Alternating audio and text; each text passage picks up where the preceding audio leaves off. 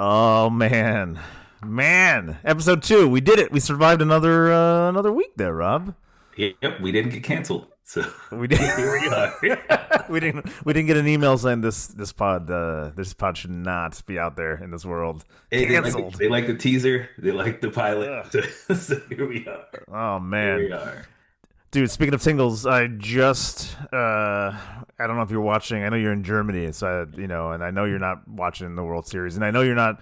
Or you're maybe catching up on highlights because it went to 18 innings last night. I did see that. I did see It went into like the wee hours, or the wee hours, which is like I think probably starting. Maybe it's like more in the middle of your day or something, right? No, well, Man, I can't. Like if so it's I saw it this morning. 11 a.m. Yeah, it was. Oh yeah, This morning I saw I woke up at 6:15 my time, so that yeah, what 10 something your time I think, right? I don't know what time. Oh no, that'd be sure. yeah. I don't know. But I saw that. I can't do the math.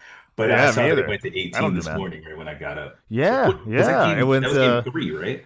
It was game 3. It was a tied up series. Now the Dodgers are 2-1 in the series. We can close it out. It's all home this week, so it's Oh Monday, yeah, Tuesday, Wednesday. So we could close it out, but after 18 innings, that's 2 baseball that games. is. I sat down at like 5 p.m. and then it was like Oh I think man, it yeah, was that's almost rough. midnight. I would say and Oh, like the last run was Shohei Otani had hit a solo shot, which give it a soccer term equalized the game, right? So it was 5-5 at that point, and that was in the 7th inning. God, And the game ended with a walk-off in the 18th inning. So it that's was like crazy. no runs. That It's is like anyway, I know this is a soccer podcast, but I'm still like, after that game, that was some exciting stuff right yeah, there. that's So, pretty nice. yeah. I don't know if you've ever seen a game that has had it, but soccer used to have the golden goal rule. Have you ever seen any of Oh those yeah, yeah, games? yeah, yeah, So yeah, yeah, especially yeah. like Like in the the early early 2000s. '90s, right? Or Yeah, I think they got rid of it in like something. Yeah, 2001 or something like that. But yeah, I know I don't know if it was a Champions League or if it was like a World Cup. I don't remember, but I know Zinedine Zidane was involved in one of the very last golden goal winning matches or yeah, whatever. yeah, yeah. Yeah, so I think Yeah, that's I the mean that's closest. basically it. Yeah. Yeah, that's basically it. Yeah, Oh that's yeah. the home team advantage. If Yeah. you can just get that ball. I mean, a lot of times too, you'll have folks who are on base, and you're just like, you just need just a base hit, Yeah, nothing fancy. exactly. Just get it on the grass, get it in the gap, and then let's call it a day. And these guys are like swinging for the for the They bleachers. want to be the hero. Be here. They want to be the Want to hero. be that But hero. you're still a hero. It's just like we all want to sleep. We all want to Could, sleep. could you imagine if they still had the golden goal rule and the game was in like the 300th minute? Yeah, Just- it'd be amazing. That'd be crazy. It'd be amazing. Uh, I do remember like seeing a lot of clips on where it was like goal it was like 1v1 with the goalie, mm. and that's how you won the game Yeah, or yeah. something. So And I know instead of MLS used to have that when it first that's what it started. is. Yeah, it was like early Yep. MLS. They had like instead of penalties maybe or Yep. the You got the like full to run kill the up. tie. You had it was a It 1v1. was That's so weird. like a hockey freaking penalties or whatever. Yeah. That's weird. I don't like it. I don't like it. That's why they get rid of it. Ugh. Yep. How are things with you? You're good? Yeah, I can't complain. Yeah. We'll get Yeah. into how crappy Stuttgart did last week, but in the league we did pretty Yes. good. So Yeah. Yeah. other than Yeah. Yeah. that, yeah, can't really complain. I'm not staying up late to watch baseball, but Oh my God! I wish I wasn't either. I really wish I wasn't. yeah, Well, then let's get into the footy. There was a lot of footy last week, there was. and I think we should talk about it. I think you and I we should talk about it. What do you think? Let's do it. Let's do it. Let's do it. Oh my God! All right, so let's start with the Champions League because there were a lot of fun games, and I think in the last pod we talked about some of the games that gave us the tingles. Though we did miss a few that we ended up watching, We and we did. went, oh shit, we should have put that in the. Let's pay attention at the end of the pod when we talk about the games coming up. Absolutely. Yeah.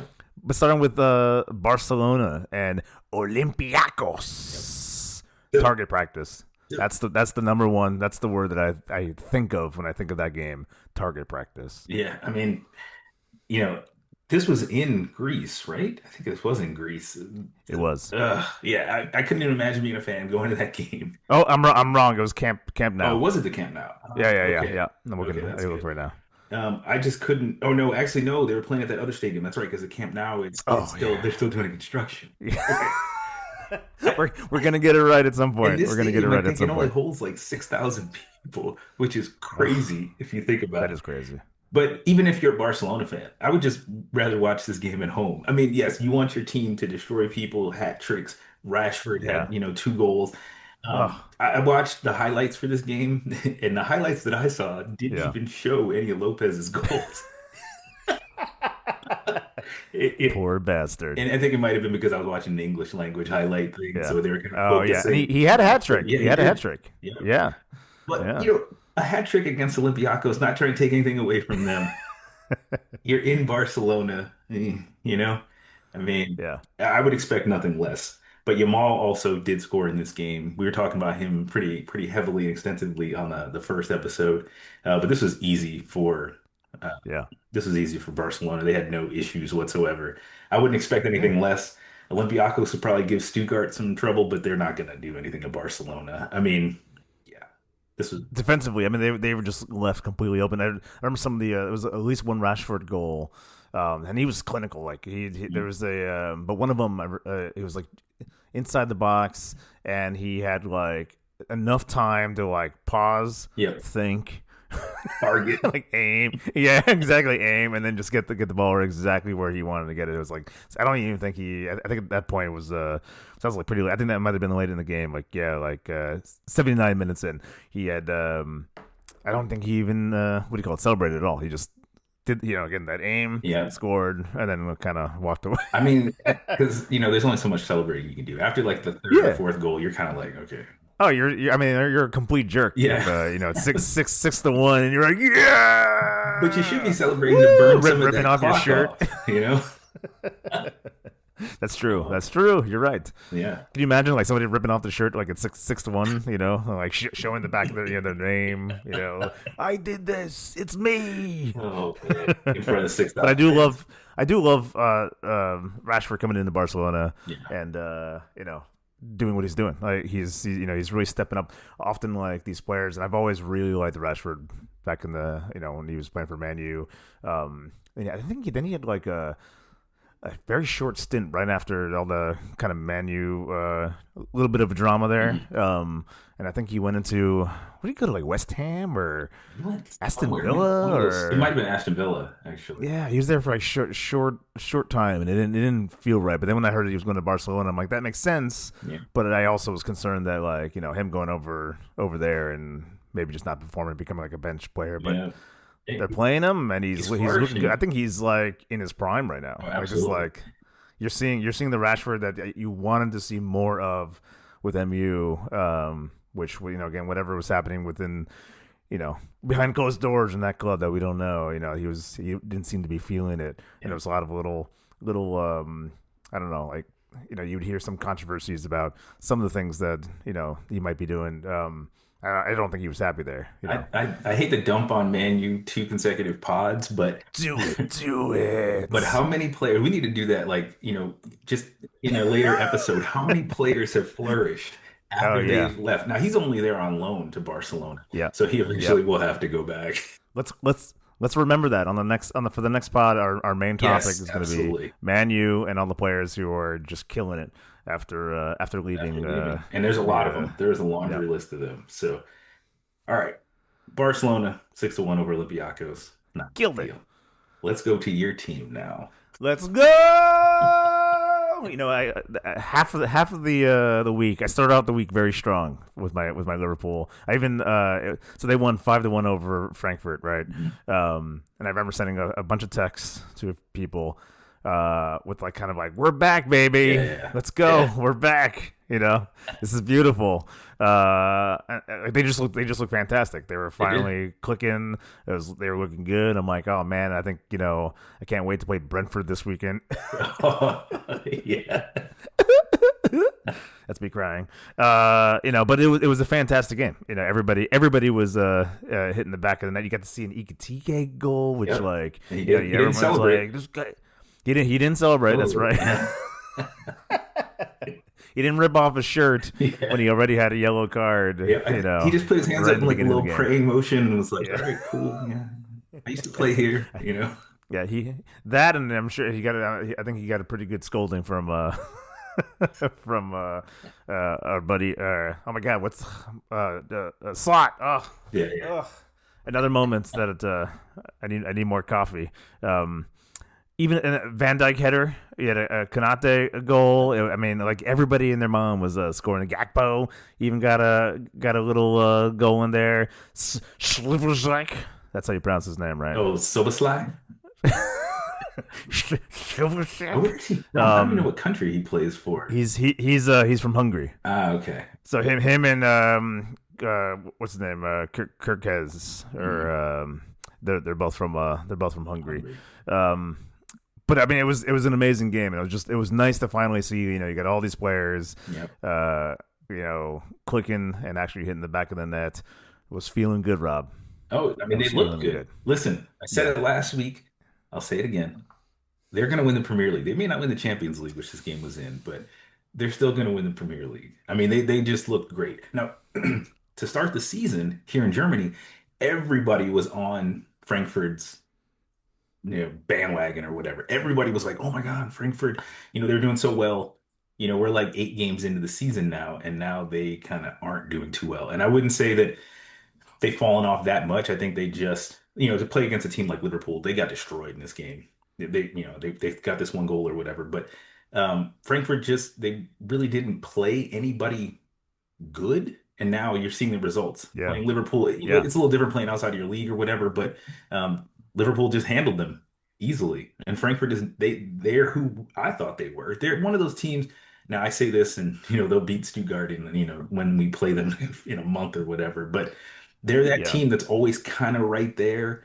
I wouldn't say they're a scrappy team because they're pretty good. They qualify for Europe obviously enough, but they can't handle teams like Liverpool. This is a score line that normally you would see Bayern Munich 5, Frankfurt 1. It just so happens that they got their asses handed to them by a European or an English team. So Yeah, yeah, and again, I'm not sure about the winning the league bit, but I'll see when I believe it, or I believe when I see it. But yeah, it's just nice to see your team yeah, finally being happy, because I think they lost like 4 straight yeah, games. I think yeah. I think at least 3 in the Premier League, and then I think one of their Champions League games they ended up losing. I can't. I blocked it out of my brain, so I don't know what game that was. But it's nice to when a team is struggling to to finally see them scoring goals, and then they're you can see that they're a happy group of guys. High fiving and hugging, and then it's nice to actually see them. And once again, once that happens, you can kind of see how these guys all get along, and that they're trying to score goals, and do it for Arnie. But we won't talk about the English Premier League yet. We're gonna get to that later. But it was nice. It was a nice start for the week. It was a nice Wednesday game, Yeah. and it was nice to see all those goals hit the back of the net. Absolutely. Another English Premier League team, more than 3 goals, and it was Arsenal versus Atletico Madrid. Yep. 4-0.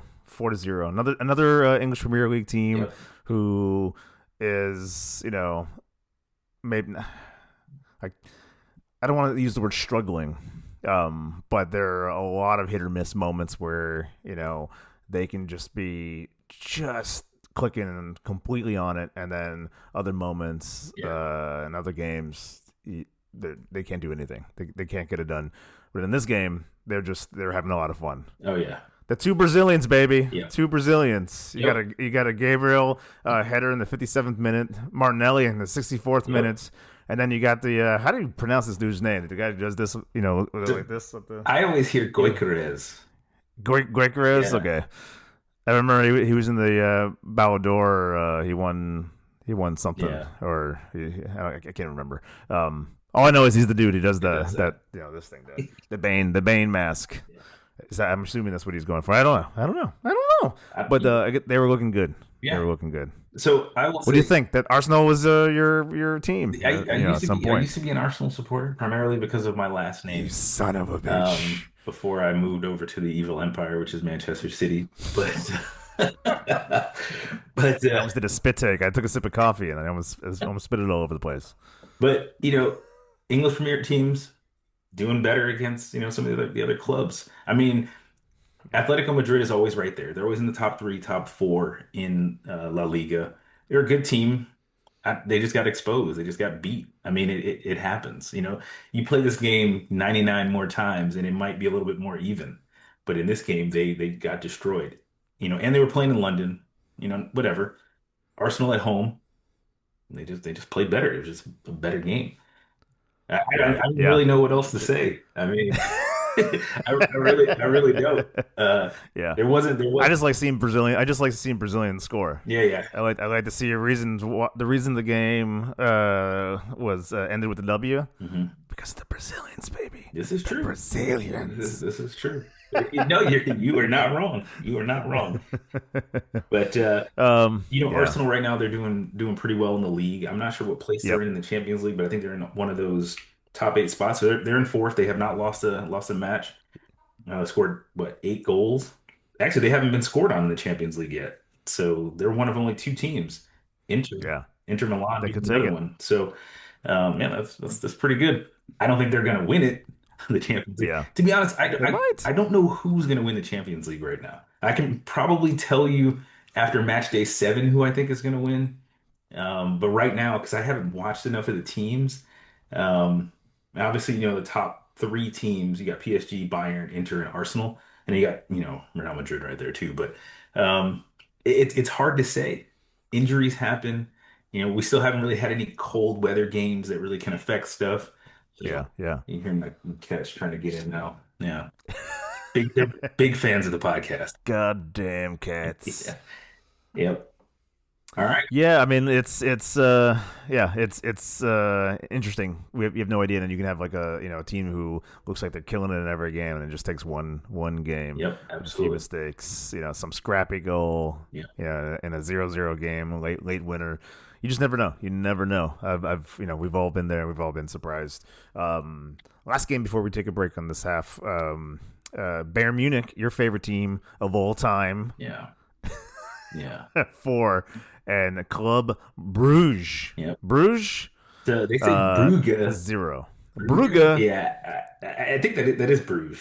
That's how we would say ugh. it. Here they say Brugge.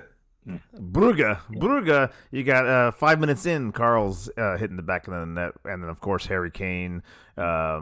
Simple again, one of those at the right place at the right time. Tap Yeah, ins, right? The ball just lands at his feet. absolutely. Like, can you pay me $200 million and I'll just stand by the goal and then just tap it in? Like, I'll do it. Yeah, I'll do I would it. I'll love quit to. this podcast right now and Yeah. I will do it. Yeah. So this Leonard Carl that plays Yeah. for Bayern. So I've been hearing so much about this guy. He's like the future of the German national team. And Yep. in the last couple of games, to include this and the Bundesliga, he's just kind of been blowing up. We have a guy on our team on Stuttgart, Fen Jelch, and I guess the two of them, they are kind of the future of the German national team. Jelch, he's a The defender, future. so you won't really hear too much about him because he's not sexy, he's not scoring goals or whatever. But this Leonard Carl guy, and he plays for the right team. Clearly he's doing something well. I wouldn't be surprised if he is, that 25th or 26th player that gets selected to go to the States for the World Cup next year. So, Ah. yeah, Harry Kane doing his thing. I mentioned Ugh. him in fantasy He's always doing Bundesliga. it. If you have him, that you're just killing everybody else. But Luis Diaz too. I mean, Ugh. this guy, he broke our heart in the German Super Cup, Yep. and he's always on the score sheet. I mean, he's just there. I mean, Yeah. I don't like Bayern as a team just because they constantly break my team's heart and steal our players or whatever. But they are one of the best teams in the world. I mean, Yeah. they Oh, just absolutely. are. Yeah. Yeah. They're just very good. Um, So for me, I go every time I hear Luis Diaz, because every goal he scores, I think about that could be a goal for Liverpool. I did not yeah, want him to go. I was, watching him do the whole, Bayern shirt dance thing when he first came over there, and they always do those like, signing videos and stuff, and I'm like, ugh, I'm not coming over to Bayern, but I watch, to see the Diaz and Kane goals, but I'm not gonna. Don't worry, Rob. I'm not gonna support Bayern. I promise. All right, I'll support your Stuttgart. Okay, over in the Bundesliga. But yeah, seeing him score goals and just being awesome, for another team. It's kind of like in a relationship. He's off with another team, another group of guys. He's not hanging out with us anymore. He's having fun. He's smiling. Yep. It's like when one of your people on a team when you're in high school, they transfer to a different school. It's like the same thing. You want them to be successful, but just not against you. Yeah. Well, yeah. And what's funny too is he has broken my heart. Like I remember, there was a World Cup qualifier against Brazil, and he scored 2 goals. It was like it ended 2-0 with 2 Luis Diaz. When I actually missed the game, and I remember looking at it, and I was like, "That son of a bitch." I still love him, but that son of a bitch. Wait, who does he play for? Colombia. Oh, he's Colombian. He's Colombian. Okay. Yeah. So he's gonna be so much fun to watch in the World Cup. Yeah. He's clinical. Like he just he just puts all himself into scoring a goal. His entire body. It's such a loss that they let that guy go. Yeah. I don't know if he wasn't clicking with Arnie. He wasn't Dutch enough. He wasn't Swedish enough. Sometimes sometimes it's not even that. Sometimes maybe the player just wants to move on to a different challenge. You win the league, and now you're like, I want to try something else. Yeah. Maybe he wanted to be able to, I don't know, win the Champions League or something. But he's killing it. So I live in Bayern. I live in the state of Bayern, but the part of Bayern that I live in, they don't really consider themselves Bavarian because Bayern is just the German way of saying Bavaria. And so I don't have to deal with too many Bayern Munich fans around me. Most of them are Nuremberg or Fürth fans, which is great for me because you know how much I have my heart for Bayern. Now, I will say that most of the Bayern players that are German, when they're playing for the German national team, nothing but love for them. Unless they're playing against the U.S. I'm the same way. What's his face? McAllister. Love him on Liverpool, but the minute he puts that Argentina jersey on, I hate that son of a bitch. Oh yeah. And then Jackson puts it to bed at 79 minutes in, 4-0, Bayern.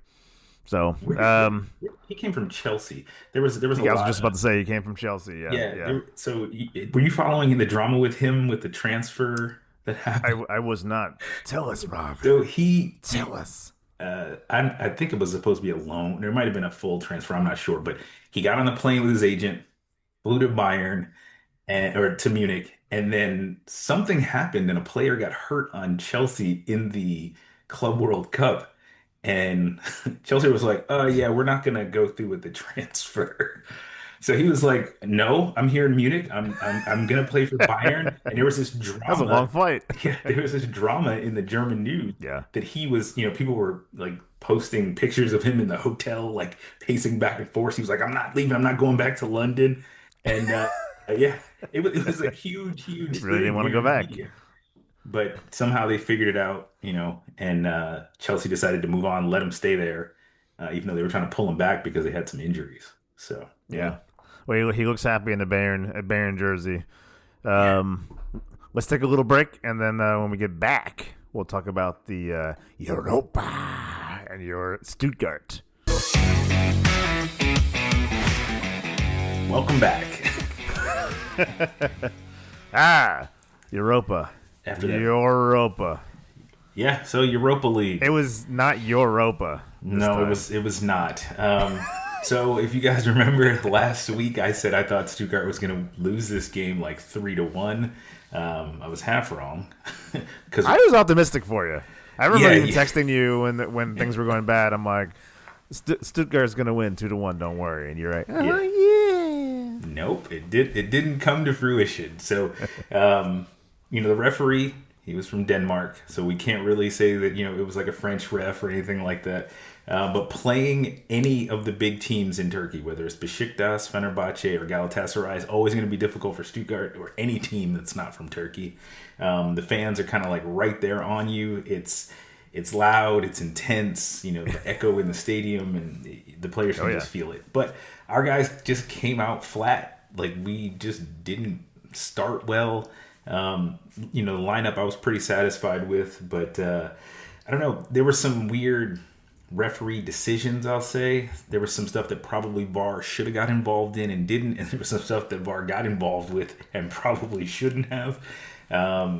German press said that it was a game of like penalties, and that we lost on penalties, even though the only penalties that happened are in game. It wasn't like it went to penalties at the end, so it's not a cup match.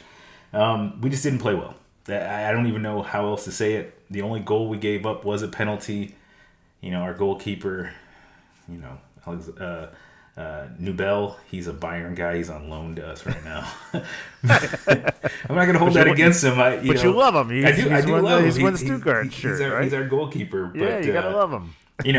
Goal stopping penalties is always difficult. But, like I said, players just came out flat. We just didn't. It seemed like we had no plan. Our passing was terrible. I don't know if they didn't cut the grass that week because the ball wasn't traveling right. They do that on the infield in baseball a lot. It just seemed like we were just slow. And we've lost now 2 of our Europa League games. We won our first one against Celta Vigo, and then lost against Basel, and now we've lost this one at Fener. In the next Europa League game, we have Feyenoord from the Netherlands, and I'm not very optimistic about that one either because they're on top of the league in the Netherlands. So that game will be ruined. Yeah. That day was ruined. It was a Thursday, the next day at work, all the Bayern fans that I do work with. They're the only ones that come out and say something, because the Nuremberg fans really don't, because they're like in 15th place or whatever. But it was rough. It was a tough loss. Our coach, who always gets dressed up for European matches, he wears sweatpants for Bundesliga matches. He puts on a suit for the European matches. He said, there were some refereeing decisions without saying it to where he could get fined or anything like that. But in the end, we just lost it. I knew we would. We didn't lose as bad as I thought we would. But we went into the weekend with something to prove, and we'll talk about that later. So, but yes, that was the quick Stuttgart versus Fenerbahce roll up. So, yeah. You'll get them next time, Rob. I can feel it. Yeah, let's hope. See, I'm optimistic. I'm an optimistic guy. Well, right now it's not working. It doesn't seem to be working. We're sitting in 29th in the Europa League. Yeah, so we're outside. You got to be top 24 to make it to the next round. And we were in 23rd. Now we're in 29th, and we'll probably be in 35th after the next game. So we'll see how that goes. But I got high hopes. Come on, they're gonna make it. They'll make it to the next round, Rob. I hope so. You heard it here on the pod. Okay, I'm gonna hold you to that. Well, you weren't the only one. Let's get into English Premier out of Europe, and you weren't the only one who had a kind of a tough end of the week there. Right on a Saturday, I went into, I think on the pod last week. I made some sort of comment like, I think Liverpool is going to get this. Thomas Frank isn't coaching Brentford, and I was wrong. I wasn't very happy with this, I mean, right out of the bat, 5 minutes in, Altera scores, and you're always, they draw first blood. You're kind of like, it's okay. I've watched a lot of Liverpool games where they come through. Afterwards, like the first team, other team scores, draws first blood. And then Liverpool score like 5 goals. So I wasn't like, falling apart at this point. Yeah. They score again right at the end of the first half. I think Sade. I'm so bad with names. I really should not have a podcast. I should not have a soccer. This name in German, if someone takes a shot and misses it, they say Schade. It's like almost like saying damn. But his name is Schade. Yeah. Oh, okay. Shada. So it's not Sade. I don't know. I got to look this guy up. I like it. I've added Scheißen to my vocabulary. So when things happen, I often yell Scheißen. His name is Kevin Schade, and he's from Germany. Oh, hilarious! Your last name is Dam. Joao Dam. So there was a lot. I was hoping that they would go into the to the locker rooms. Slot would have a nice coach speech. That we would see in a Netflix docuseries at some point. Down the line. But right at the 60th minute, I think it was. God, right into your hate mail was that. I think it was a Kanate issue that. Found right out just outside the box, and then they called it back. I think this is the game I'm thinking of where they called it back, and it was going to be like a free kick outside the box, but then it looked like the foul actually wasn't in the box. Ended up being a penalty kick. For Thiago. So now it's up three at that point. But Kirkes, the Hungarian, does score just before then actually. And then you got a Mo Salah, goal in the 90th, which was very exciting. Was at that point it was 3-2. And usually at that point it would be Liverpool just dominating, and you just see them like. It's it's the end of the game where it's just like them throwing everything they got at the box, but it wasn't like that at all. Brentford still had some gas left in the tank, and it wasn't. They often had the ball. It's one of those where you're like so frustrated because like every second, like when the other team, you need that equalizer. When the other team is holding the ball, you can't get to it. Yeah, you can't get to it. A lot of like wasting time in the corners and that sort of thing. But we couldn't do it. I think we lost. I think Arnie. This is something interesting too. Is Arne Slot in the entirety of the 2024-2025 season had lost 4 games. He has already lost 4 consecutive games in Angstrom. So yeah, that's rough. And I saw online. I don't know who this guy is. But I was looking at this, and I didn't get angry. I was kind of thinking a lot of these points actually kind of make sense. So like it's time to expose Arne Slot. Won the league with Klopp's squad. Okay, wasted $500 million on flop signings. I wouldn't go so far as the flop. I wouldn't say flops. Allowed key players like Diaz and Trent to leave. I do have a little bit of some feelings about we just talked about how Diaz should not have left, but I think Trent was going to leave regardless. He wanted, he had his Real Madrid, absolutely. He had stars in his eyeballs, and that's always been a dream of his, right?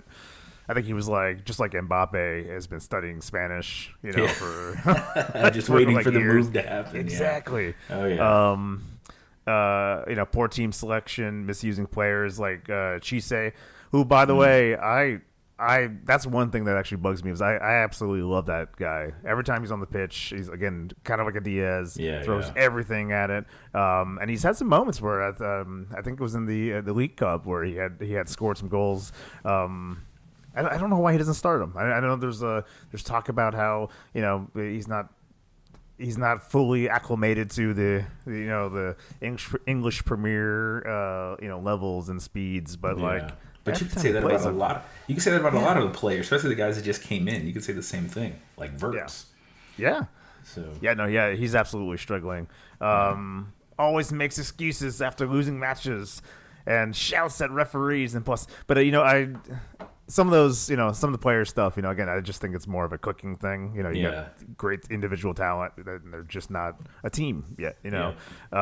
But it was a bad loss. It was a bad loss. I'm not used to it. And it's kind of like, oh, boo-hoo, But you're kind of. It's interesting that when you get so used to winning. So used to winning. Oh yeah. Right. And you're the defending champs. Yes. Yep. It doesn't feel good to lose when it finally does happen, which you expect it every time. So I'm looking at this schedule. You guys, what a jerk I am. You guys got 3 home games in a row, which is always good, but it's going to be rough. So of the next 4 matches, you got Crystal Palace at home. Crystal Palace FA Cup winners. They beat us. Yeah. I remember that game well. You got Aston Villa at home. Then you got Real Madrid at home. and then you go on the road to Manchester City. So that's going to be a rough stretch. Now, I think, to be honest, you guys should be able to get, I would say, at least 7 points out of that. I would say at least. Yeah, but that Real Madrid game is going to be pretty rough. Yeah, Play Gise. Play Gise. Yeah. Yeah, it's gonna be interesting, and everyone's gonna hate me, but he plays Gakpo on the right off the bat at first. I mean, he starts him every single time, and I remember, in the last seasons and the seasons before that, he had, it was either Gakpo, either Nunez, and he would kind of like alternate. Yeah. Because Gakpo is definitely a hit or miss. I don't remember. It was like the last game where I called him Gakpost because he hit the post. Like he's either completely on. He's an amazing player. Oh yeah. But he's to me he's sort of like kind of like Nunez, sort of hit or miss. Like he cares. He's trying to get the goals in, but often he does not hit that back of the net when he tries, when he should. Yeah. But let's not also talk about Mo Salah at all, please. All right. Yeah, he's struggling right now. That goal that he scored, though, was pretty amazing, though. Yes. I mean, yes. It was late. It didn't really, matter to the game, I guess, but it was still an impressive goal. I mean, he's still Mo Salah. You know what I mean? He's still, he's still that guy. Well, and that's the problem is when you get to the expectation is so high when you're such an amazing player. You know what I mean? Like to me, he's up there, and you're gonna laugh, but maybe not quite up there. But he's at least when he was in his prime and scoring like 35 goals, a season, he was to me he was like a little Egyptian Messi. I don't know. He was always in the Ballon d'Or conversation, and he was pretty unstoppable for a while. So yeah. Yep. Well, we'll see. And the only reason I'm like I don't want to talk about him because we need him scoring goals. Like if he's going to start, and he's running up the wing and he does these impossible angled goals. But if you watch him lately, and I don't know if it's a confidence thing, but the ball goes flying. Like he's something's happening where it's like he kind of looks at his foot. But the genie lamp ran out. Like, what's going on? I'd have to look it up because didn't they just switch the ball in the league from a Nike ball to Puma? So it could be something with that something to too. Think about, yeah. I mean, I'd have to look that up, but I'm pretty sure that I read something about that they switched from Nike to Puma in the Premier League. But I could be wrong. The Egyptians don't like Puma, I guess. We'll see. We'll see the games coming up. I don't know if you caught the Man U game with Brighton. But that was an exciting game. I was sort of at the edge of my seat for most of the game. Start with a Cunha goal, and as we know, like Man U they were a struggling team, but now it's like, all right, we got our steps back a little bit. That guy might be getting his hair cut. It's 3 in a row now. Exactly. What I mean? So I think. Amaran's listening to this pod probably ever since we started. We're on episode 2. Have you noticed that like last week they have not lost a game since our pod started? I'm just saying. This is true. You are not wrong. You are not wrong. Saying. But they're also not playing in Europe, so I think they got a lot more time to focus on their opponents. That's actually something to think about. Because you have teams and players who are playing two games a week, and then exactly. Yeah. That's right. They didn't even make Europa. They didn't make Conference League. They didn't make anything. Yeah, that's right. So they're just focused on the league. They got the FA Cup and the EFL Cup, but that's it. And actually, I think they got knocked out of the EFL Cup by who was that? Grimsby. Grimsby knocked them out of the EFL Cup. That's right. That's right. I think that's when Amaran was like, "I'm done. Fire me, please fire me." Maybe he did it on purpose. Casemiro, another Brazilian, scores in the 34th minute. And then you got Buemo. That is a great name. That is a great name. I always struggle with the names with letters that don't work in the beginning. Like an M and a B. Like, what do I do with that? Yeah. It's how people see my name. Like, I often meet people, and like some people like, they know it. They know the Portuguese name. Yeah. They'll say Joao. But other folks like, it's only 4 letters and there's 3 vowels, and they can't even like they're adding R's. I get Superman's dad all the time with Jor-El, and they'll put R's and L's in there. Oh, they can't do man. it. Like their brains explode. So that's what happens to me when you put an M and a B together in a name. I just can't do it. But Manchester United's looking good at this point, where they got they're 3 up in the 61st minute. But I don't know if you saw old man Welbeck, Danny Welbeck, and his that free kick. Yeah.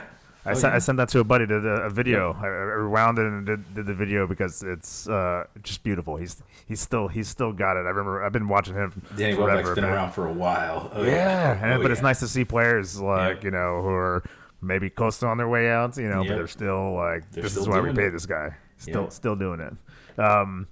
Beautiful free kick in the what was it? 74th. The 74th minute. And then you got a Castulas.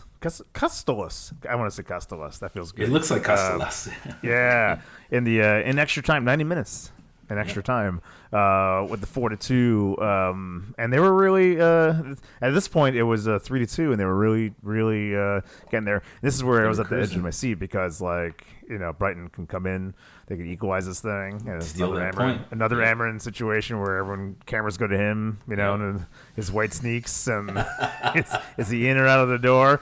But there you go, the Buemo with a very last second. I think it was like a few seconds left in the game to give Man U the W within the 3 points, 42. You shouldn't feel bad because their last loss on September 27th was to Brentford, 3-1, and now they've been unbeaten since then. They got their 2 next games both on the road against Nottingham Forest and then Tottenham. So Tottenham, who knows what's going to happen? They may prevent the gentleman from getting his haircut, or they may be the reason why he gets his haircut. So, yeah. It's going to happen. It's going to happen at some point. Yep. I did want to talk about the Chelsea Sunderland game. Sunderland was one of those teams. They're like I don't know if you watched that documentary. Absolutely. Sunderland Till You Die. Yep. It's great seeing them back. Yep, it is. I kind of after the doc, I kind of lost track of them for a while because that was like one of the most depressing docs ever. Where it was. Yeah. Because you see how much it affects the town. You know what I mean? The town, everybody who works for the team, but also they're trying to get promoted, but then they relegate some more. It's awful. But here they are, and that's why I want to talk about this game because here they are back in Premier League. I think they're third or fourth in the table right now. They're fourth right now. Yep. Fourth in the table. They're above Man City, Man United, Liverpool. Yeah. That was a shockeroo. I do gotta say. Hold on, my stats aren't pulling up right now, but it ended with Sunderland 2-1. So kind of a very Garnacho scored in the 4th. He's Brazilian, right? Garnacho from? You bastard. Where's he from? He's Argentinian. He's Argentinian. Yeah, Garnacho. Okay. Sounds like he's like Mexican. Garnacho, it but does kind of he's Argentinian. Isidore in the 22nd, and then Talbi in the 90 plus extra time. Sunderland. I mean, they're one of those teams. They're surprising. I saw a video earlier today, and it was talking about all the teams in the top 5 leagues that got promoted last year because usually teams go right back down, and every league has had at least 7 match days, and most of these teams they're right up there. They're not. I think there's only one team in Serie A, the Italian league, that's even in, or actually no, it's Metz in the French league. They're at the bottom of the table. All the other teams that got promoted, they're right there in the mix. So yeah, and Sunderland's one of them. I want them to make like an updated season of Sunderland Till I Die. I want to see how, maybe they did, maybe I just wasn't paying attention, but I want to see how it went only 2 seasons, I think. Yeah, that's right. Yeah. I just want to see how the fans reacted to them going, back to the Premier League. Yeah. So, there was another one too. This is totally unrelated, but Leeds had one on Amazon, and it was similar. Yep. I felt bad for some of those people too. It was like the same, but at least they made it to the Premier League, and we got to see that. Sunderland, they just kind of left us hanging, left us hoping. Here they are back. We want to see that. We need that feel good story. A lot of people need that to see how the city is reacting and how they're coping. And now they're in fourth place. If the season ended today, Sunderland would be in the Champions League. Yeah, crazy. I just remember the opening, like down by the water where we build the boats. Yep. And you're already crying before. I'm not crying. You're crying. You're crying, man. You're crying.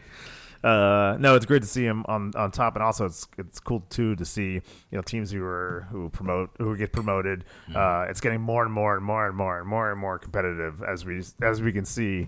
Looking at the table, so it's interesting to see these teams get promoted and then be right at the top of the table. So not mid, but often they stay there. Low. So absolutely, like poor Wolves. I see those guys have not won. They're the only team in the top 4 leagues in England that have not won a game. And they almost had it this weekend. They did. It's not one of the games we were going to talk about, but they almost had it this weekend. They were so close. I feel so terrible. And that was Burnley's first win of the season on the road too. It's so bad terrible how that happens. Well, and it was one of those too. Like they snatched the points from them right at the end. It's just terrible. It's this sport will break your heart. It does every time, every single time. Speaking of heartbreaks, mine was not broken with the Manchester City 1-0, which was when I looked at that. By the way, because I actually missed that game, and I remember checking the scoreline, and I was expecting a 4-1 with same thing, yeah. At least 3 goals from Holland, but Aston Villa won 1-0. Yeah, and it seemed like they scored and they just kind of sat back, and I don't know. It sometimes seems like Manchester City tries to be perfect, and their passing is crazy. Like people listening aren't going to be able to see this, but look at this momentum chart from the game. Where did it go? Rob brought the stats. Look at all this blue that Man City had. Versus is that possession? No. That's just the momentum. That's how, yes, it is tied kind of to possession, but you see the possession underneath. It was 47 for Aston Villa, 52, and they just couldn't do anything with that. Normally, when you see that momentum chart, there's like goals all over the place. But I think the style that Manchester City plays, it's like this perfect kind of brand of football, this possession based. But if you're not getting solid shots, they only had 3 shots on target. If you're not getting solid shots, then that pretty beautiful game type stuff, it doesn't work. And it seemed like the whole time they were just trying to set up for something that never came, and you're just passing the ball around. I don't know. But Aston Villa took their shot and they got it. So and they took it. They definitely did. And so right now, Manchester City is sitting in 5th place. So they would be in the Europa League right now if the season ended today, which is crazy. That's where that's where I'd like to see them. I'd like to see that. How Pep signed a 2-year, I think just an additional 2-year contract.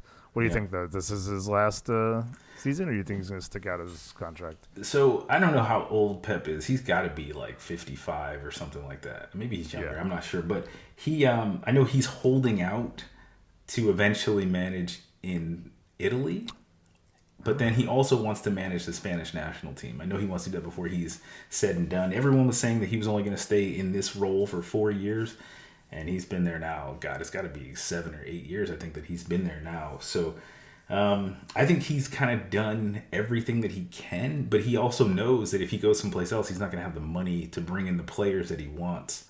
Yeah.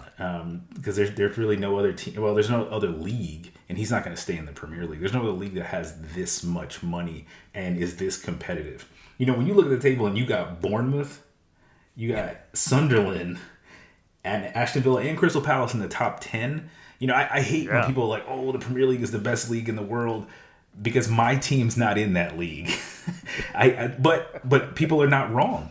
I mean, this league has some of the most parity. You never know who's going to win the league, and he's not going to get that anyplace else. So maybe he goes to Italy and does, because he said he wants to coach in Italy, and then he goes off into the sunset and does his thing with Spain. Maybe wins a World Cup. Maybe he wins a World Cup in Saudi with them. Or no, Saudi's 34. So maybe the next one, the one that's all over the place. I think that's what's going to happen. But who knows? Yeah. I'm not a Pep whisperer. I don't have any inside knowledge. But the Pep whisperer. The Pep whisperer.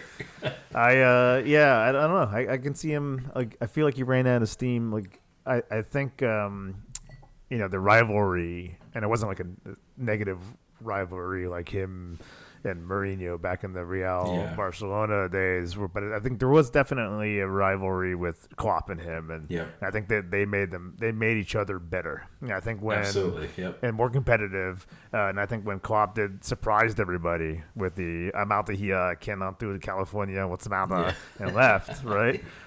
My Arnold sounds a lot like Klopp, I know. It's the only way I could do it. But I think there was talk about maybe Pep leaving too, and I think it fizzled. I'm not saying he's not in it to win it. You don't do that at that at that level. You're still in it, but I think there is again, I'm also not a Pep whisperer, but I do think that maybe some of it's kind of fizzled out. But yeah, I mean, English Premier League is that's why I watched, was like for the things you said, that it's completely unpredictable, and it's just so competitive. We mentioned in the other pod, if there wasn't a Liverpool and a Man City, Arsenal would probably win it every year. There was a couple of like the season would end with like City, the ones those some of those wins with Man City had beaten Liverpool by like one point. Like they would win by like 1 point. It would come down to the final game of the season. Yep. I remember one season, and it was like, it wasn't even between those two. Like they both won. They're like at leveled, and like it depended on like another team and another game, whether or not how many goals, or what the outcome was at a different game. It was like that down to the wire. And I can imagine, if I were Klopp, I'd be like, I'm out of here. I can't do it. What's the matter, California? I got to go. I got to go. Get in the chopper. But it's just that league. I mean, one of the most famous goal calls ever is the one about Sergio Aguero. And that was on the last kick of the season, the last game of the season. And you don't get that in other leagues. I mean, you might get that in, I don't know, Portugal, maybe. I have no idea. Maybe in the Czech league you might get that, but nobody's watching that. Not to put them down or anything, but I'm watching it every day, Rob. Every day. No, I'm not. Not yet. And then Arsenal beat Crystal Palace 1-0. Very early in the game. A very highly competitive game. Crystal Palace could have equalize anytime. Arsenal could not get another goal in the back of the net.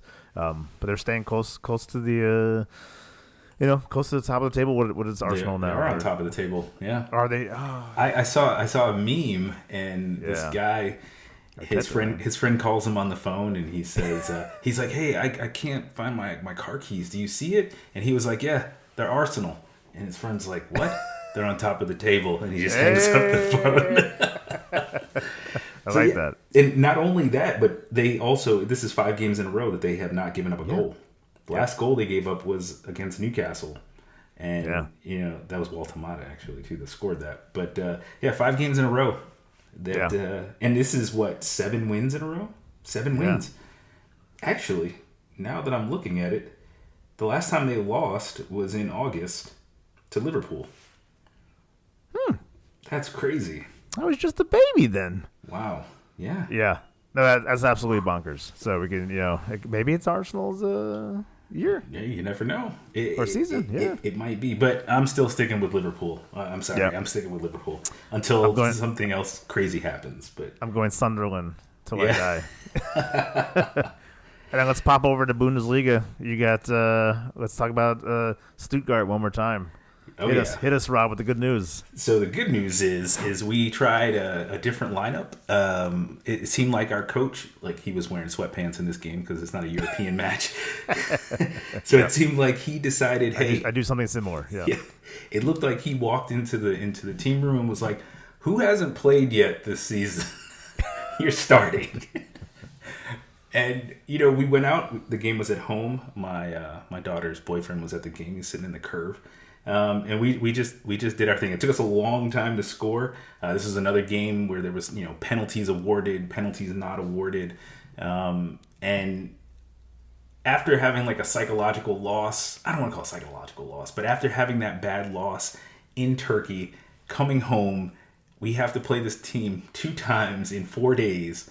And I think we are at home, so we had to win it. It's a league game. I'm not saying that the German Cup is not as important, but it's not really. We're the defending Cup champions right now. So this league game was it. We had to put all our eggs into one basket. We got guys hurt. We got guys missing. So we just did our thing. Chris Furich, he was a German national team player 2 seasons in a row. Now Germany hasn't called him up in a while. He really only has one move. He does this weird move he fakes to the left, he goes to the right, then he takes the shot. And, that's what got him on the German national team. People have figured it out. But he managed to use it in this game and score. Maybe Mainz hasn't been watching film. I don't know. Scored right before the half to make it 1-1 after Amiri scored that penalty, which I don't even want to talk about. It started out with them up 1-0. Right? Oh, yeah. Drew first blood with the penalty.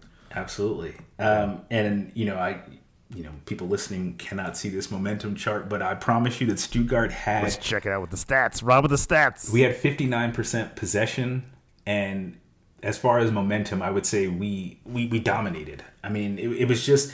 They had a hard time getting the ball from us, and they had a really difficult time moving the ball up. There was a lot of flopping going on. I will say the referee was fair as a German ref. It was fair, but in the end... Off the bench, Dennis Undav comes in and scores. German national team player, by the way. Comes in and scores his first goal of the season after coming off injury. Puts his hands up to his head because the crowd was being kind of quiet. He did the messy. He did the messy ear thing. Yeah. Oh yeah. Usually he does the arm flex. He didn't do that this time. And the curve just kind of erupted. He's like our third captain or whatever. It was one of those wins that we needed, especially after being disappointed and shut down in Turkey, in Istanbul. And he came in and did that. And we got that win. There's a lot of trash talking at the end. We had so the match basically ended, and we had 2 players, one on Mainz, one from us, that got yellow cards after the game kind of ended. So yeah, these teams got to see each other again tomorrow night. I will definitely be watching that, probably having something that's not water with it. And margaritas. I've been in the margaritas lately. Do they like margaritas in Germany? Oh, absolutely. I mean, I think everybody likes margaritas. Yeah, right? I was gonna say, who doesn't like margaritas? Yeah. So I think I'm gonna get a strong beer though, because I think I don't know that we're gonna win tomorrow.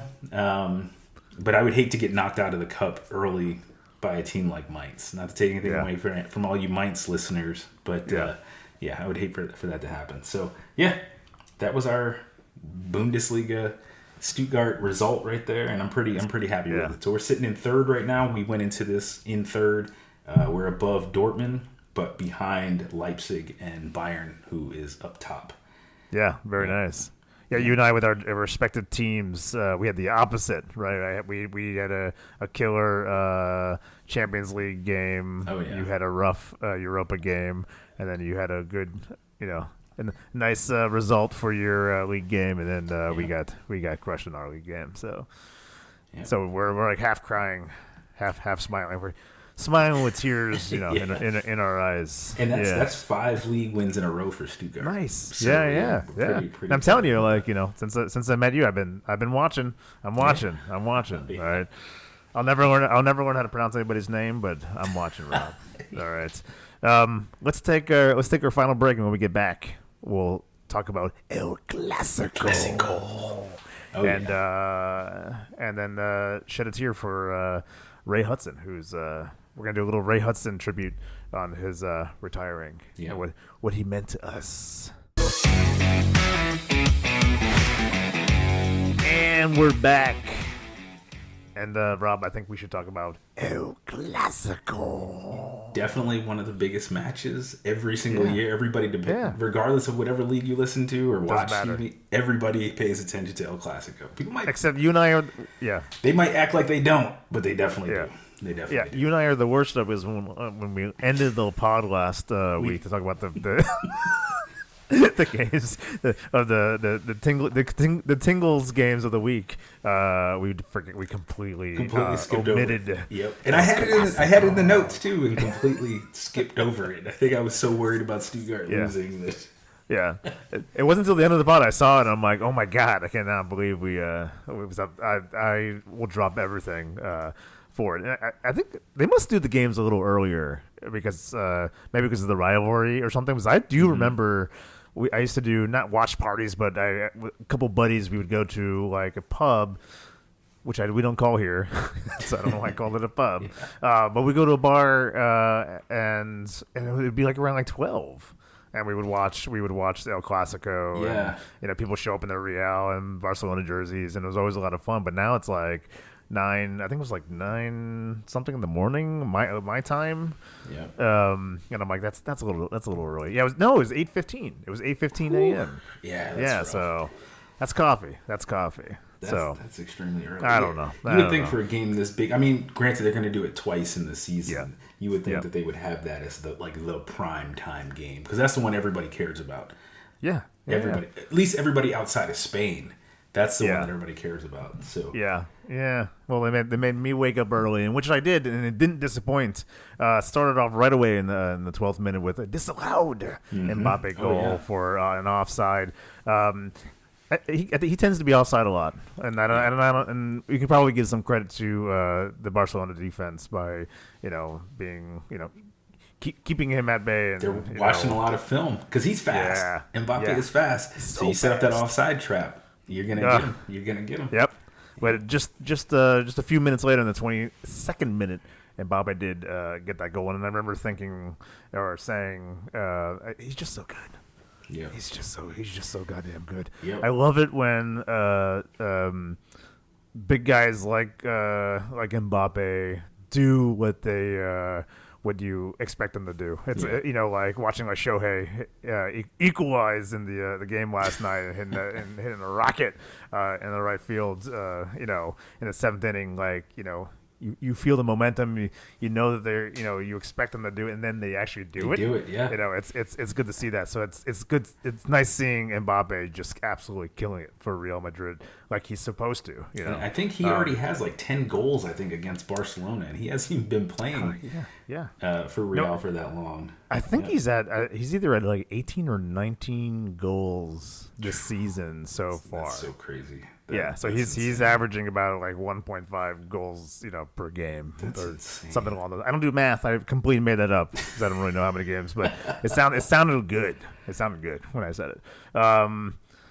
So at this point, it's 1-0, and then the 38th minute, Lopez with a nice goal to equalize the game.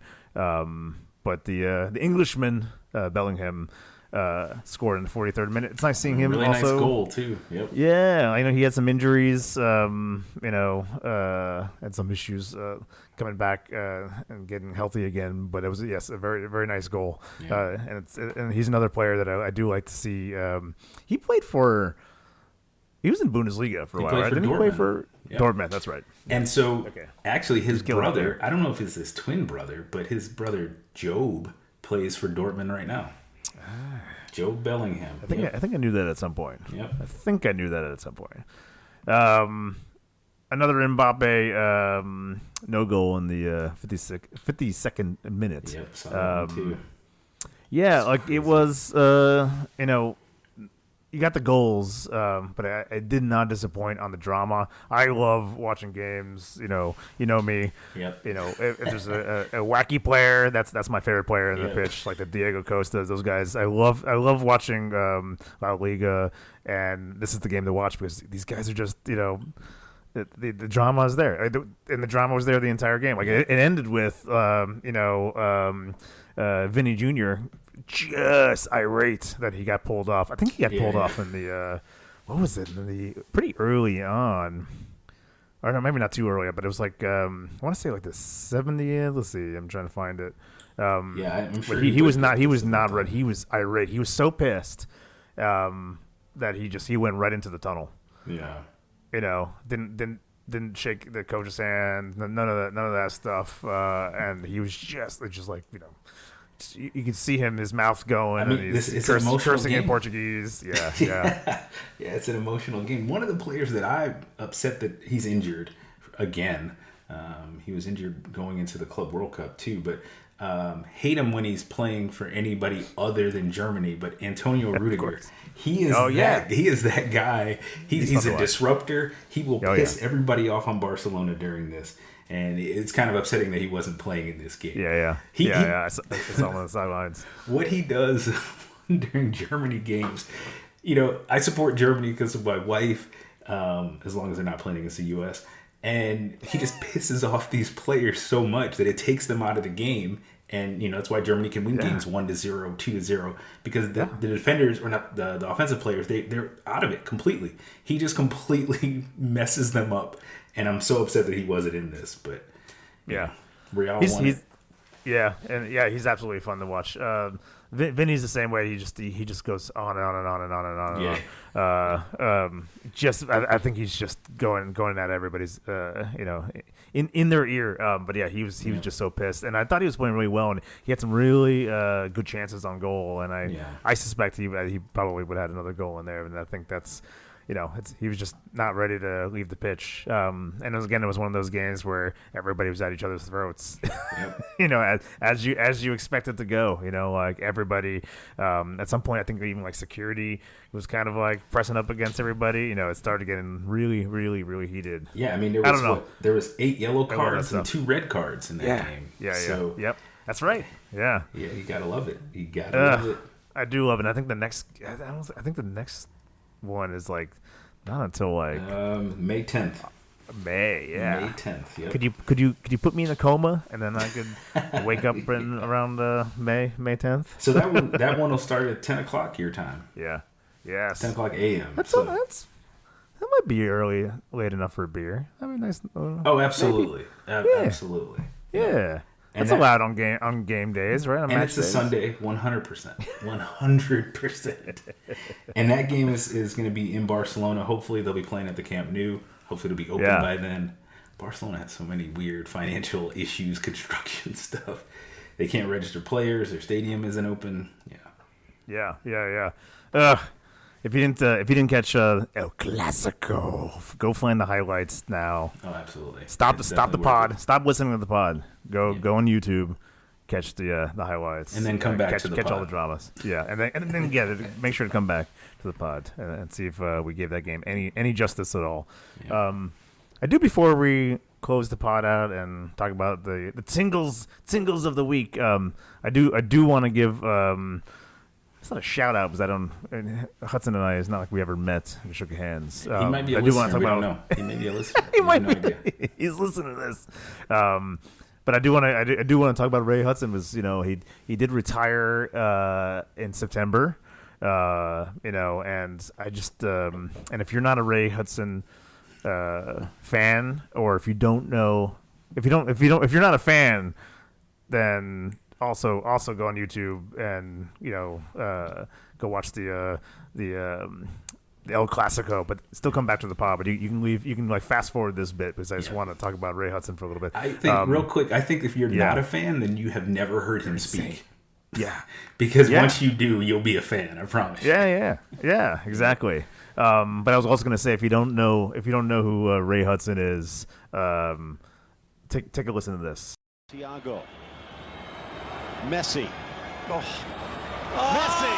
Are you kidding me? Work of art! This man is absolutely mainline to pure footballing magic that belongs in a different galaxy altogether. 20 left to go in the first half. Ronaldo, whose free kicks have been a bit erratic this year. Magical. This one drops in! Forget it! It's ecstasy! Astonishing! This is not just a dream, it's a wet dream of orgasmic proportions. And this one deludes everybody. It seduces everybody in Real Madrid's fan club, that's for sure. The wonder strike from Cristiano. This has got more curves to it than Jessica Rabbit on steroids. I absolutely love it. Like, I know, like, some people, maybe are like prudes and they like the serious commentator, goal, he passed the ball, goal, but I just like, he's amazing. Reading this, like, he's described as like Shakespearean with 3 espressos. He comes with. I don't know if he's like. I don't know if he comes up with these terms in the moment, or if he writes a few down and he uses them. Some of my favorite. He's always yelling magisterial, right? He can make an onion cry. In my vocabulary, I use one of my favorite terms that he uses is sloppy as a soup sandwich. Yep. I use it all the time. I watch games and that's like an Army term too. Oh, is it really? Oh, it was in the defense, like if something falls apart, or it's that's sloppy as a soup sandwich. I absolutely love that. Is that an Army term, really? Yeah, the Army uses that all the time. Oh yeah. Oh, it's funny. Ray, you stole it, but he says it beautifully. I don't know. Ray's an older gentleman. He may have invented that. The Army may have stole it from him. I don't know. You can drop a tarantula down his shorts and he'd still be cool. Like, what are some of these things, and one of my favorites too was they get like drilled in your brain. Like I would hear them and then I would literally like text them to my soccer buddies, like, did he just say this? He put a it's like he has a blender in his shorts and it's set to beat. Like, where's it come from? He was talking about Messi. He said, the defender attempted to follow him on Facebook, but Messi was on Twitter. That's fantastic.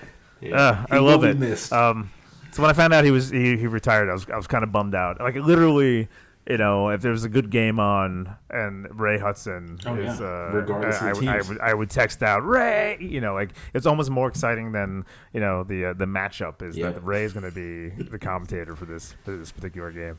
There's a nice another thing you can look up on YouTube. There's a nice so I guess they were a lot of times he was remote and not actually at Camp Nou when those Barcelona games were going. Oh, really? So he had there's a nice. It's a short video. You can find it where he goes there for like the first time, and he goes into the museum there, and they have a like clips of like Messi goals and that sort of thing, and they have his voice, like him commentating, and he breaks down in tears. Was that he's been sort of like a part of the the history. Oh, absolutely. That he was the commentator in some of these pretty massive games. Because he was there through like a lot of like the prime Messi, Ronaldo. Exactly, Ronaldo and Real days. So yeah, I wanted to give him again just a bit of a shout out because he will absolutely be missed. Yeah, absolutely, and never replaced. Yeah. Who's some of your favorite commentators? I think you mentioned you like Derek Ray. I do. I would say Derek Ray is probably my favorite English speaking because obviously I watch a lot of games in German, and some of the German commentators they're okay. I don't necessarily know any of their names. But Derek Ray is probably definitely my favorite English one by far. I like Ian Dark during the.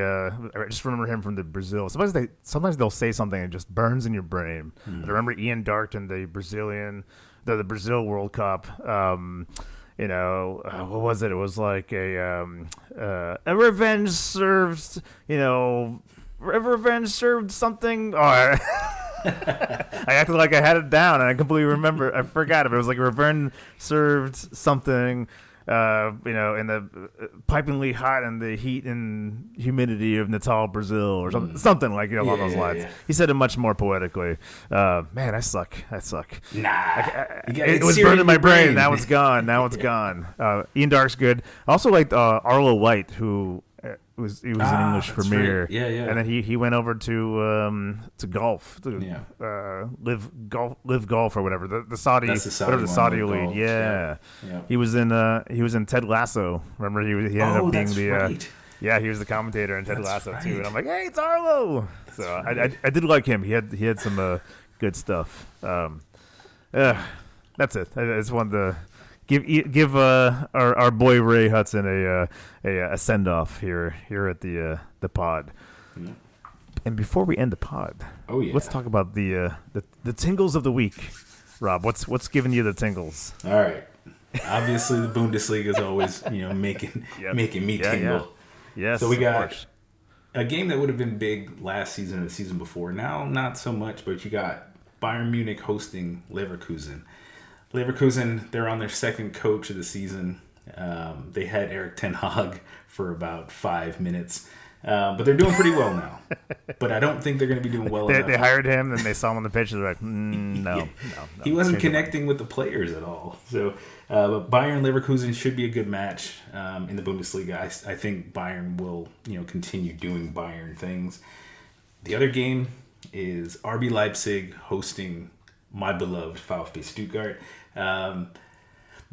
Leipzig is one of those teams that everybody hates in Germany. They call them a plastic club because they were kind of just made with Red Bull money, whatever.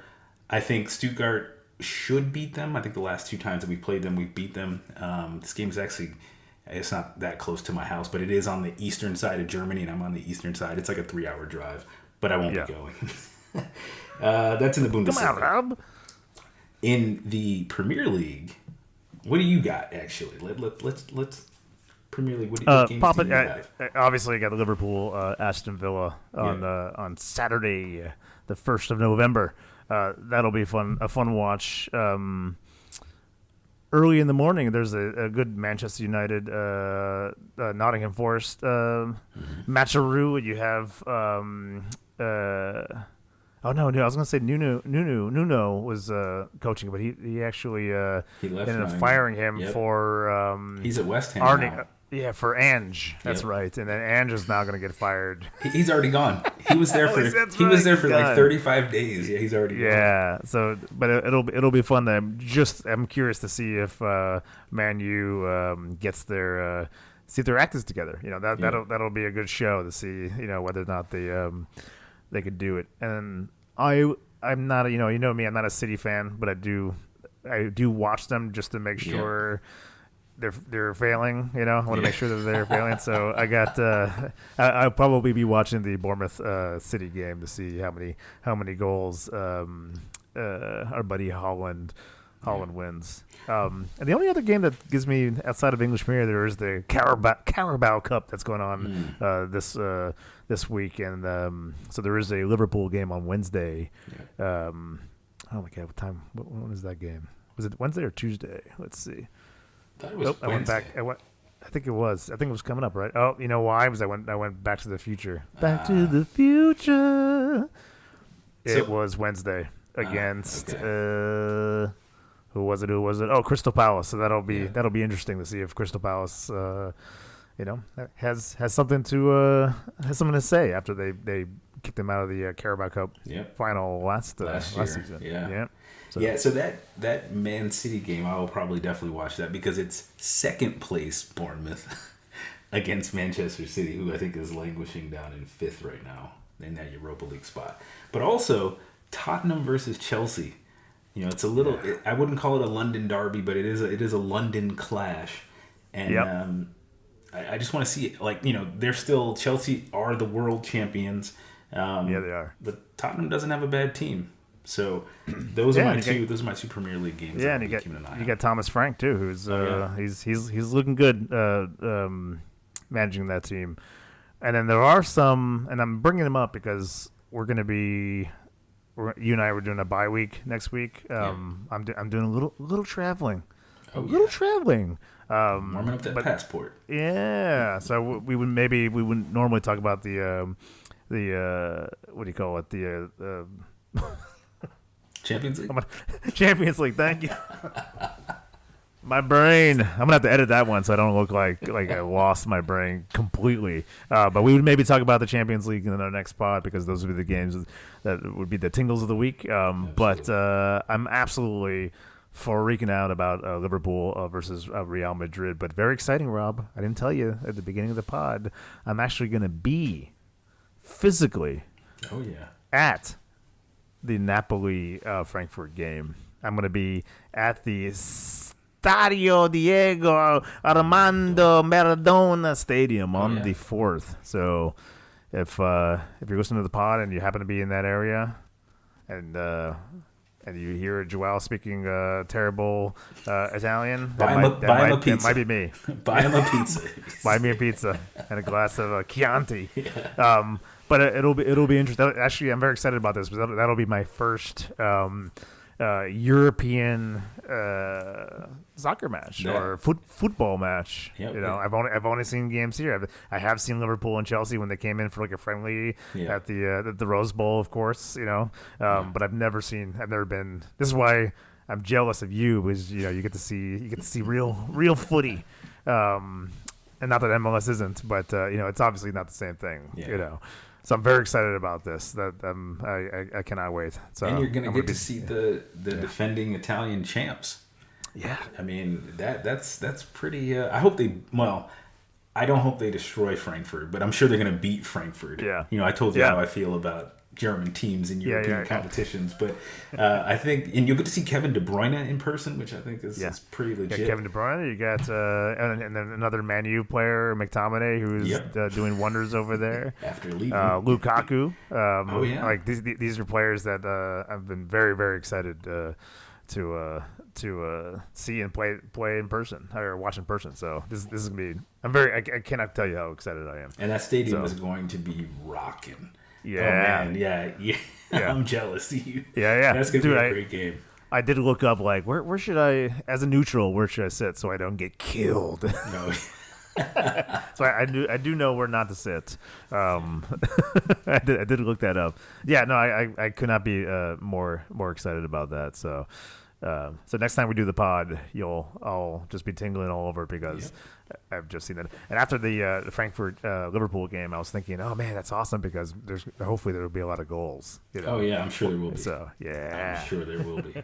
Yep. So those are the Champions League games that give me the tingles. And of course you got Barcelona and Club Bruges again. Yeah, so they got beat up by Bayern Munich, and they're going to get beat up by Barcelona. I kind of feel bad for them. Ouch. The games that I got PSG hosting Bayern, which it seems like those two have been playing a lot in the Champions League over the last 4 or 5 seasons. And then, of course, Man City versus Dortmund. As a Man City fan, I do actually want Dortmund to win that game because it helps. With the German club coefficient. I got it. I got it recorded. Rob. So and plus, there's 2 former Stuttgart players on Dortmund. You got Seru Girassi and Valdemar Anton. But this game is going to be at the Etihad, so I think Dortmund might have a little bit of an issue. But who knows? Yeah. So all right. Yep. Well, those are the tingles of the week. And I think that does it for episode 2. I think episode 2 is in the bag. What do you think? It's in the bag. It's definitely in the bag. Yep. Well, it's always great seeing you. You as well. And we'll catch you in episode 3. Oh, yeah. We'll be here. Thank you guys for listening. Hey there, soccer fans. If you liked today's episode, what should they do, Rob? What should they do? If you like listening to us and you're a soccerholic, we're available on all podcast platforms and apps. Leave us a review. Leave us a like. Leave a comment on Apple Podcasts. And don't forget to subscribe and tell your friends about us. The more people we got listening, the greater the podcast can be. Do it. Because we don't have any friends, okay? So you do it. A masterpiece from Messi. Genius! That's the only word you can't use. They should name a constellation in the heavens after Lionel Messi. This run is uncontainable. His pass is unstoppable. Look at this, how far wide he gets it. Cutting in past player after player. And then the dexterity of the touch lays it through an absolutely golden needle. needle. It's immaculate touch from Lionel.